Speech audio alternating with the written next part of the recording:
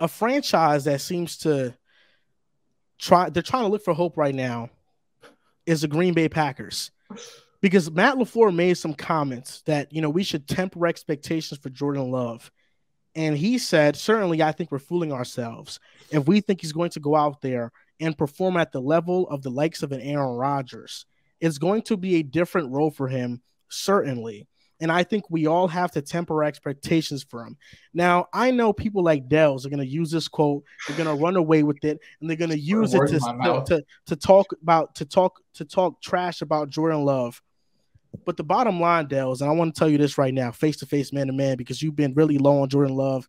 And the other day I tweeted about Jordan Love, and a bunch of Chicago Bears fans came at my neck because they're so insecure about their current situation that they have to shit on Jordan Love. But the bottom line is that I have no problem with Matt LaFleur saying this. Why all of a sudden in this new day and age do we want these coaches to come out and say, oh, yeah, Jordan Love is for sure going to be the franchise quarterback. Oh, he's for sure going to be as good as Aaron Rodgers. Why make a statement like that and put pressure on him when you can just say, hey, listen, relax. And then once September comes around, he surprises everybody, and he's better than anybody thinks. Because the bottom line is that Jordan Love is going to be a good quarterback. That's the bottom line. Jordan Love is going to be a good quarterback. And the Green Bay Packers, given how good their defense is, given the development of Christian Watson and Romeo Doubs, they have Aaron Jones, A.J. Dillon. The offensive line will be healthy. I think they draft another receiver in this draft. They can win the NFC North. And I think Jordan Love is going to surprise a lot of people. And it's not outrageous to think Jordan Love, of course, year one starter will not be prime Aaron Rodgers, but Aaron Rodgers, 91 passer rating last season. Can Jordan Love be that? Can Jordan Love be 28 touchdowns, 13 interceptions? Can he do that? I think Jordan Love can be that. I think he can. And we saw the flashes in the Eagles game, man. The Eagles game, he was making throws, he was reading the defense, and even in his first start versus Kansas City, people are going to point to that team and the Chiefs defense being bad. But if you look at the Chiefs schedule after the Packers game where Chris Jones started playing defensive tackle again, the Chiefs only let up 18 points or more one time in the next 7 games. Their defense truly became elite after that Packers game, and it started because Chris Jones moved back to defensive tackle and started causing havoc. Jordan Love reads the field well. He makes quick decisions. He makes quick throws. And in this offense, learning under it, he's going to thrive. And he's going to be a big reason why moving forward, we start saying quarterbacks should sit longer, because Jordan Love is going to take the whole world by storm. 3 years. I don't think I don't think it's crazy to say that after this season, we're talking about Jordan Love as a top 5 quarterback in the NFC. You have Jalen Hurts, you have Dak Prescott. After that, man, it's not ridiculous. After that, I don't know. Can Justin Fields? He's better than Justin Fields as a passer already. Whoever the Panthers take, Stroud, Young. Jordan Love, I think after this season, we could be saying, yeah, he's better than Kirk Cousins. He's better than Jared Goff. He's better than Derek Carr. I think we could be saying that. So I think after the season, we could be talking about Jordan Love as a top 5 quarterback in the NFC. You see, that sounds great. Top 5 quarterback in the NFC is such a great headline. But then when you read the actual body of it and you're like, well, the rest of the quarterbacks outside of Hurts are not that special. It doesn't move me a ton. What was your tweet, by the way? Was it he'll be top 5 NFC quarterback? I said Jordan Love will be a great quarterback. That's what I said. Oh, just a great quarterback. Because I just see the comments here saying that the tweet was horrendous or some shit. No, and then, the tweet, basically, I just said Jordan Love will be a great quarterback. That's it. Sure. And then Bears fans saw it and they're like, "Oh, yeah. I'm just gonna look at it." You never know what he could say. He could say he's gonna be. Oh yeah, Bears fans took it and ran with it because they're insecure about the situation because they're not sure what Justin Fields is yet. I understand the rushing for Fields was all there, but his first 2 seasons as a passer, it's not the trend you want to look at. Although I want to make this clear. I like the trajectory Justin Fields is on. There's no doubt. Save yourself. Jordan Love is going to be better than him. You saw that, Riv? He's going to say, if Justin Fields doesn't pan out, he's going to say, all I said was a trajectory. And if he does pan out, he's going to say, I told you he was on that pace. I respect it. Talk to us about how you called Jordan Love shit and you made fun of him for years. Talk about that, Dehls. Talk about that. All I said was he's been sitting on the bench for 3 seasons. I'm not ready to say he's going to be the next fucking Aaron Rodgers or anything like you've been pushing for like I didn't say he's the next Aaron Rodgers. But for the comments, I have no problem with the comments. I don't know why you thought I was going to come up here and say that this was terrible by LaFleur or whatever, because what he said, I mean, it's not a hot take. Like, Jordan Love's not going to come in and be Aaron Rodgers. Like, as high as you're going to be on Jordan Love, if you think he's going to come in and win multiple MVPs and take you and win playoff games in the first year, it's not going to happen. If this was, maybe Jordan Love going into year 3, year 4 as a starter, we could be having a different conversation. But LaFleur, all he's doing right now is he's just pumping the brakes on his first-time starter who is a first-round pick, who's been a bunch of scrutiny around the league and the media saying we want to see this guy play. Now we're finally getting to see him play. All he's doing is pumping the brakes. He doesn't want to have any sort of overhype for Jordan Love. In week 1, he goes out those 2 interceptions, and all of a sudden people go crazy. No, what he's doing, he's being a good head coach. He's protecting his player. I have no problem with it.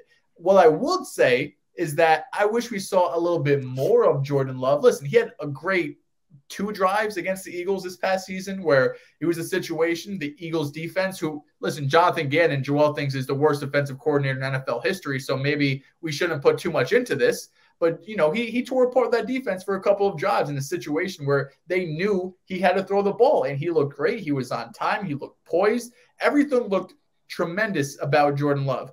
But it's a different situation when you're going into week 1 as a starter, and as the weeks go on, there's film out there about you and your tendencies and what you feel and what's uncomfortable to you, and defenses and defensive coordinators pick up on this. So Jordan Love, it's still a question mark.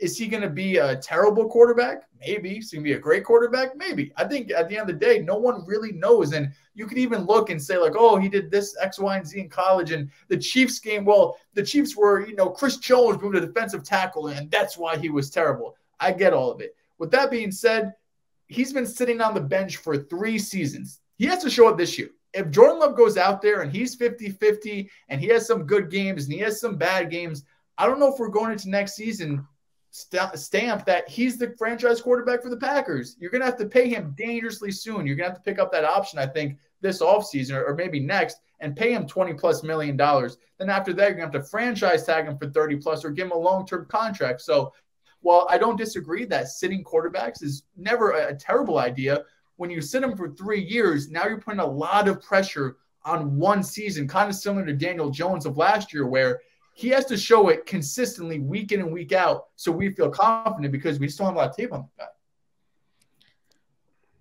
Oh, sorry. I felt like Joel had a rebuttal. Listen, Riv, I do. I will say this. I think there's less pressure than if you just – I think sitting for 3 years, and let's get this clear, man. It's not Trey Lance sitting behind Jimmy Garoppolo and losing his job to Brock Purdy. It's not that. He got hurt. He's sitting behind Aaron Rodgers. Dehls, Rodgers. First of all, the stray is fucking crazy because I understand. He breaks his ankle and is done for the year. Okay, I understand Trey Lance got hurt, but Brock Purdy came in to the point that John Lynch said that he's a leader in the clubhouse. Well, there's a difference. There's a difference between committing to. There's a difference between not committing to this first round pick because you have Aaron Rodgers versus not committing to Trey Lance. When you have an undrafted, Mr. Irrelevant in front of him, are you kidding me? There's a difference. I don't think it's that crazy. I think Lynch has to say that. I think this is the bottom line. I think there's less pressure on the quarterback when they're making this type of transition starting in year 4 versus, oh, you're a top pick. You have no offensive line. You have no receivers. You have no running game. Here, go play and figure it out. Zach think Wilson-esque. Yes, and there's a lot of quarterbacks that happens to when they fail because they're put in a bad position. I think Jordan Love, you look at the Packers, yes, they need to add a receiver for sure, but this is a good situation. Matt LaFleur, coach of the year. I understand people are going to point to Aaron Rodgers and discredit everything LaFleur has done, but LaFleur comes from a good coaching tree, and I think he does have a good offensive system in place with Jordan Love. And I might even tell you this, Dehls. I think Matt LaFleur might favor Jordan Love more than Aaron Rodgers just because he doesn't have to deal with all the BS around it. Like, Matt LaFleur tells Jordan Love, listen, this is what we're running. You get no pushback. And I think there's less pressure on Jordan Love because he's got to learn the playbook. He's been in the system for 3 years. He's learning it. He's mastered it. He's learned behind a great. I think he's going to be more ready than people expect. And man, I'm telling you, I think that people are high on the Lions this year. Minnesota's still in there in the mix. I know the Bears made a splash in free agency. Don't sleep on the Packers winning this division. Don't sleep on them winning this division. Do you think, sorry, real quick before you go, Riv, you think who's going to have a better year, Jordan Love or Tua? Tua, given he has Tyreek Hill and Jalen Waddle. But I think I will look at Jordan Love and say he'll be more impressive. I like Jordan Love more, for sure. Shocker. Yeah, come on.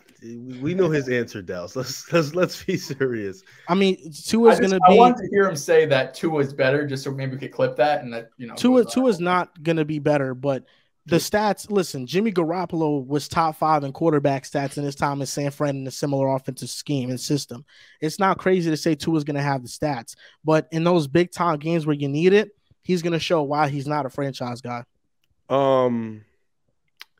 I like what the coach did, but I don't think it changes the fact that there's big expectations for Jordan Love. I think regardless of what the coach says, that I still think coming in, you've sat for 3 years, respectfully. Aaron Rodgers is in front of you, so nobody's knocking that. One of the greatest quarterbacks ever. You've sat for 3 years. Now you've had your opportunity. You have, like you said, Christian Watson, Romeo Doubs, not the greatest supporting cast, but this is a team that, for the most part, has kept most of their defense together. They were, if I'm not mistaken, 8 or 9 win team last season with Aaron Rodgers. The NFC, like we like to mention, is weak. So this is a team that still has a chance to win the division and make the playoffs. So I think there is still a high expectation, not for Jordan Love to be elite.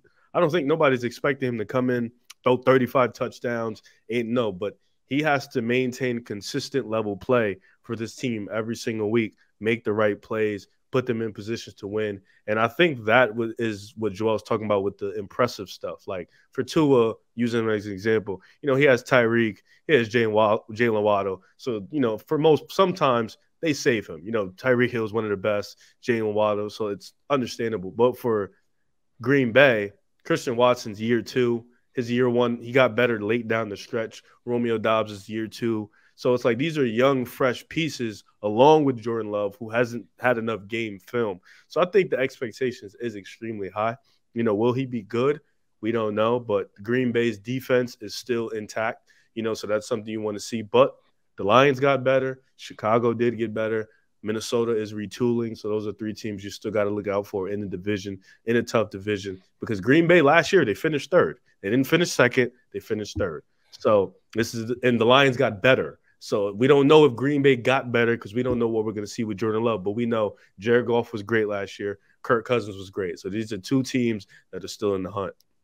And that's why, Riv, there's not just a ton of pressure and expectation on Jordan Love this year. There is a ton of pressure on Matt LaFleur.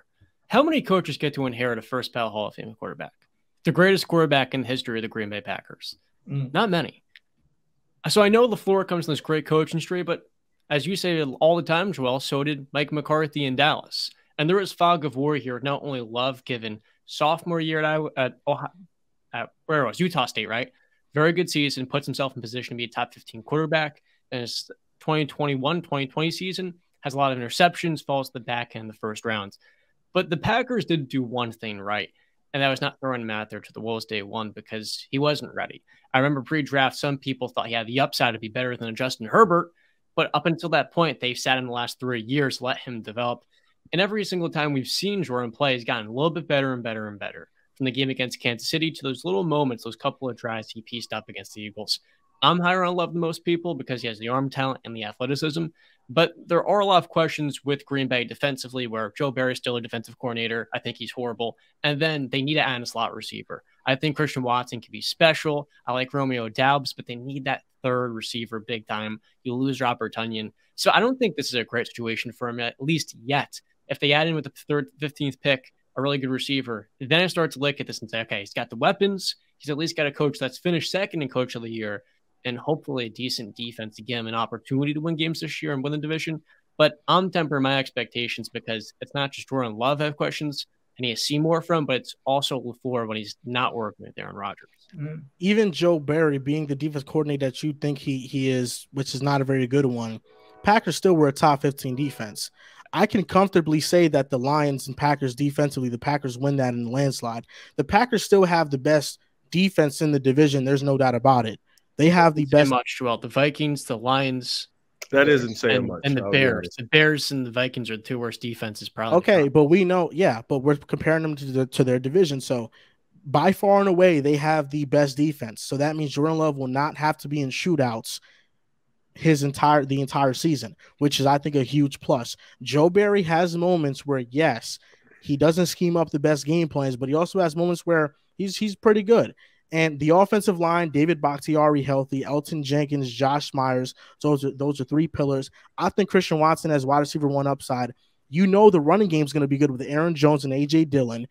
I mean, if the Packers in the first round draft Zay Flowers and in the second round draft Darnell Washington, I mean, we're looking at this team very differently. And I think in this, like, they can definitely get a receiver in this draft that we could be like, yo, this is a good situation. I think it's a good situation now. They have to bolster up the receiving core. There's no doubt. Get a tight end to replace Robert Tonyan. There's no doubt. And maybe just Josiah DeGuara has a breakout. I'm not sure. But all I'm saying is that this is a good situation. And Jordan Love's over under for touchdowns, I think this year is 19.5.